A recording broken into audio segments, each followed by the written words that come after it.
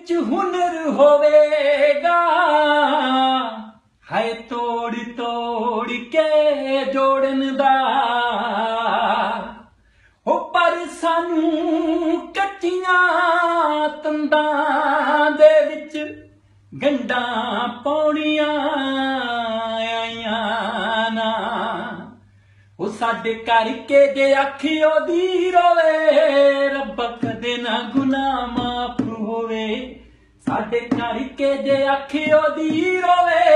रब्बा कदे ना गुनाह माफ होवे हो जावां कदा मैं रब्बा रहने ओदियां बुल्लां ते हसे होवां हसियां दी वजह मैं रब्बा रहने ओदियां बुल्लां ते हसे रवां हसियां दी वजह मैं रब्बा